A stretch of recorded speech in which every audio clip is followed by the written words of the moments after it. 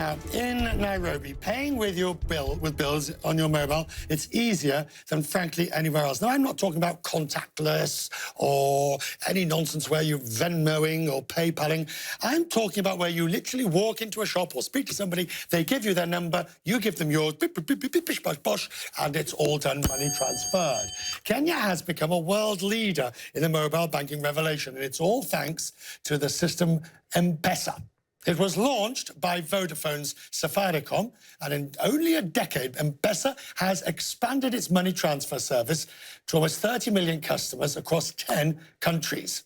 Now, with M-Pesa and with all of that going on, we want to know if you think Kenya has the economic edge over its African rivals. Oh boy, taking our trust and hope and wind in one hand. Go to cnn.com/join. cnn.com/join, and you vote for which country you think will be the leading performer in the future in Africa.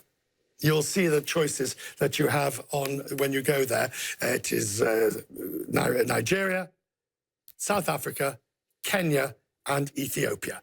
There you go. Which of these countries will lead Africa in the next 20 years? Good chance to vote and have your say. In the past few years, M-Pesa has become so big that investors now use it to buy Kenyan government bonds. I went to the streets of Nairobi to see M-Pesa's impact for myself. Long before Apple Pay or Venmo launched in the US, years before WeChat and Alipay took over China, mobile banking got started right here in Nairobi. M-Pesa.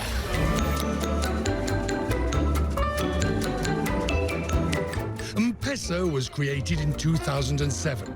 Its service is simple. Money is sent back and forth like a text message. Transfers can be made and received on even the most basic phones. And you don't need a bank account. Do you use it every day? Of course, every day. It's easy. In 10 years, it's evolved from a simple money transfer service to a fully fledged financial platform. It offers savings and loans. It even sells insurance. Do you take M-Pesa? Yeah, we take M-Pesa. Oh. Yeah, of course they do. M-Pesa? M-Pesa, we can accept. Now this is the real test. Can I buy newspapers using M-Pesa? Never mind American Express, Visa or MasterCard. It's M-Pesa. There are only 2,000 ATMs in Kenya. Compare that with 120,000 M-Pesa agents. Places where Kenyans can withdraw or deposit cash in exchange for virtual M-Pesa currency. Is this the sort of place that I can give money to charge my M-Pesa? Yes. And I do that with you? Yes. And is this the sort of place where I can then come to and get money from M-Pesa? Yes. Believe it or not, I can do more mobile banking here in Kenya than I can in New York City or London. You're getting the idea. It doesn't matter what you're buying. Mobile banking now is the heart of the payment system in East Africa. You get the idea. 93% of the population has access to mobile payments. In fact, transactions processed by platforms like M-Pesa account for nearly half of Kenya's entire GDP. I've never quite seen a revolution in payment systems like it. Forget PayPal or Venmo. This is going right to the grassroots here. Everybody takes M-Pesa. That's what you call marketing and mobile banking. Extraordinary. You can still see the question, by the way, and maybe that affects how you're going to vote on which economy will lead Africa in the next 20 years. Now, Michael Joseph was the chief executive of Safaricom when he helped found M-Pesa. He told his employees he wanted 1 million users in the first year or they'd be fired. The rest is history. The reason for the success in Kenya, and particularly in Kenya, is because when we started out, people forget, we spent $10 million in our first year of investing in M-Pesa. What we spent the money on is the distribution network. You can go anywhere in Kenya. Within 200 meters, you will find an M-Pesa agent. That is the secret of success. So when I send you money, or if I don't even send you money, if you sign up to M-Pesa, you want to know that if you get money, you can take it out anywhere at any time. And that's why we built a huge distribution network. So they're very confident people take their money out. So what's the incidence of people just leaving the money in M-Pesa, unless they need a bit of short cash, but they just leave it in there and use it because it's so widely accepted, when even the newspaper vendor accepts it, if you receive money from them, you just leave it there and spend it through it. No, that's what the people do. In the beginning, in the early days, you sent money in, you sent someone money, and immediately they went and took it out. Now the next to your previous question, when they start to leave the money in for 2 or 3 days, that money sits in a current account, a trust account, which is not owned by Safaricom. It's owned by external trustees. And that money generates interest, overnight interest. In fact, we are the biggest buyer of government bonds at the moment. 70% of the government bonds in Kenya are M-Pesa trust account funds. That money earns interest. When we started out, we didn't know it would be so successful. We had no clue. So we just thought the interest would be just enough to pay the bank fees and the audit fees and things like that. But it's got so big now that we started an M-Pesa Foundation to spend this money. So we spend it on big charitable projects. And yesterday, so besides the fee for the transaction, M-Pesa doesn't make money off the float? No, it doesn't make. The float belongs to the M-Pesa, to the trust company.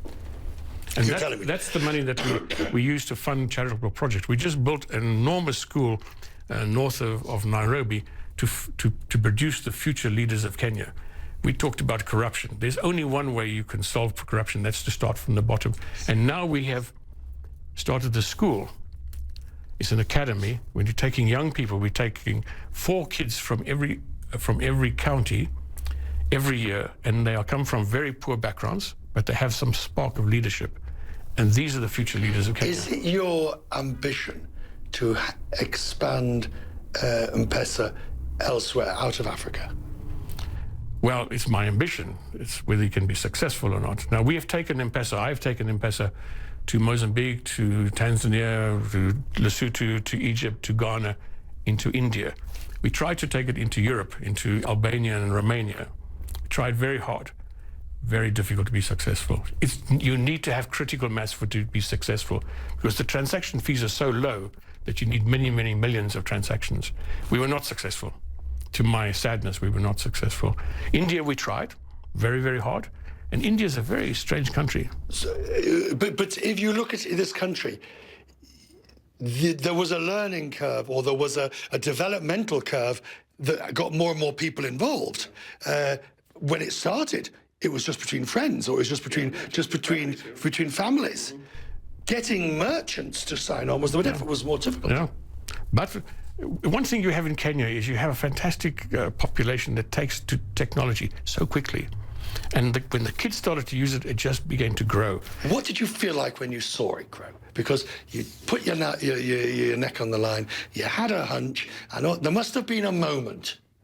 There must have been a moment where you saw, oh gosh, this is really taking off.